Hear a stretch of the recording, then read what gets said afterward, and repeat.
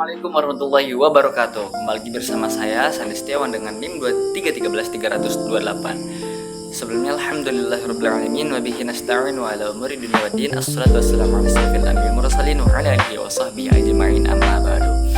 Oke teman-teman, kepada yang terhormat Bapak dosen pengampu mata kuliah penulisan berita dan artikel, yakni Bapak Dr. Ali Kusuma MSc, yang saya hormati pula kepada rekan-rekan sekalian, yakni teman-teman seperjuangan saya, khususnya kepada teman-teman KPI 4A, dan tak lupa yang saya hormati pula kepada para penonton yang telah setia menonton video learning jurnal saya yang telah up di sosial media saya, baik itu di IG, FB, TikTok, dan lain-lain sebagainya.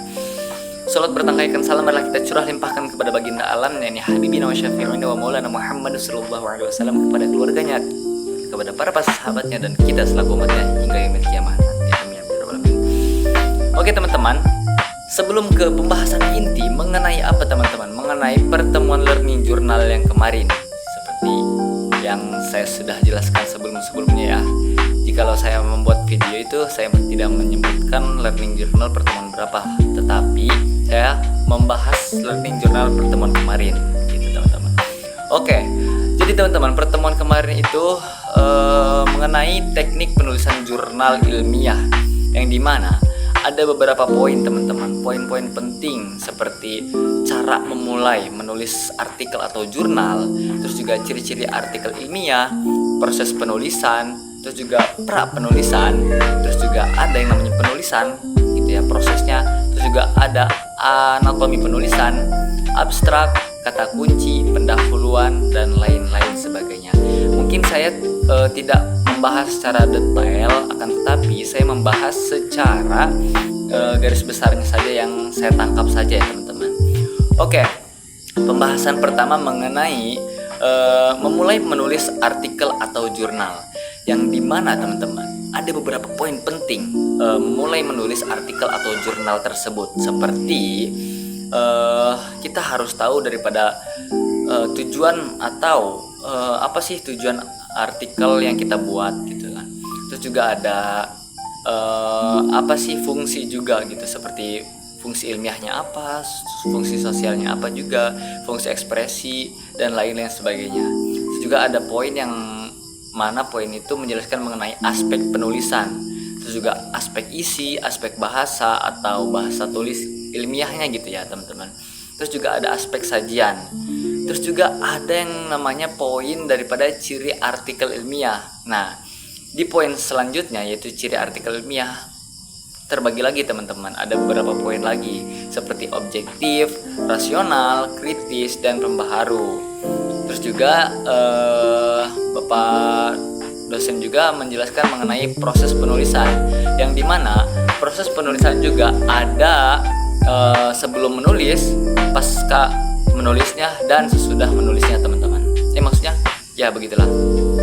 Seperti pra penulisan, ada poin-poin lagi teman-teman, seperti kita harus mencari bahan tulisan, bahannya yang bagus untuk dibahas nanti pas penulisan teman-teman. Terus juga kita harus mengetahui atau menyusun daripada kerangkanya teman-teman. Itu adalah pra penulisan. Terus juga ada di penulisan, yang dimana ada beberapa poin lagi teman-teman, seperti draft tulisan, terus juga ada anatomi dan lain-lain sebagainya. Terus juga pasca penulisan, pasca selesai gitu ya. Terus juga penyuntingan dan publikasi, yang dimana tujuan daripada publikasi itu untuk meng-up artikel yang kita buat untuk dilihat oleh halayak umum teman-teman. Terus juga ada yang namanya abstrak teman-teman, yang dimana abstrak juga terbagi lagi menjadi beberapa poin penting banget teman-teman, seperti ringkasan padat dan ide-ide yang yang singkat, padat, jelas teman-teman. Untuk apa? Untuk mengalihkan si pembaca supaya tertarik akan tulisan-tulisan karya kita teman-teman gitu, supaya tulisan-tulisan kita itu tidak sia-sia, supaya terbaca semuanya teman-teman. Terus juga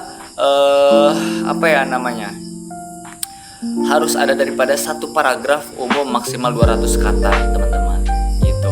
Terus juga ada dalam berbahasa Indonesia dan Inggris, biasanya bahasa Inggris itu digunakan ya benar di abstrak ya teman-teman, atau di pembukaan gitu. Terus juga ada yang namanya kata kunci, yang dimana kata kunci juga memiliki beberapa poin-poin penting teman-teman, seperti untuk memudahkan penulisan artikel, terus juga mempunyai makna yang khas dan jelas, terus juga ada di dalam judul atau bahasan dan lain-lain sebagainya gitu teman-teman. Terus juga ada yang namanya pendahuluan, yang dimana pendahuluan juga ada poin-poin lagi ya teman-teman, seperti latar belakang atau rasional penelitian, terus juga pernyataan umum atau yang namanya tidak perlu sumber secara acuan gitu. Referensinya umum, yang penting jelas teman-teman, tidak mengada-ngada. Terus juga rumus tujuan penelitian, tujuannya untuk kemana gitu tuh, jadi harus jelas ya gitu tuh. Umumnya juga bisa atau biasa dipakai 3 atau 4 paragraf teman-teman. Nah, itulah mengenai pembahasan pendahuluan teman-teman. Terus juga ada pembahasan banyak teman-teman ya di penulisan berita dan artikel yang kemarin itu, seperti landasan teoritis atau empiris, seperti metodologi, terus juga hasil dan pembahasan mengenai apa ya, mendetail gitu tuh, membahas artikel tersebut. Terus juga ada kesimpulan dan saran, daftar pustaka, dan contoh-contoh daripada jurnal yang telah dibuat teman-teman. Nah, mungkin segitu saja ya teman-teman yang bisa saya sampaikan mengenai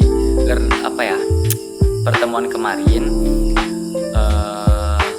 Mungkin sekian ya dari saya. Wallahul muwaffiq ila aqwamit thoriq. Assalamualaikum warahmatullahi wabarakatuh.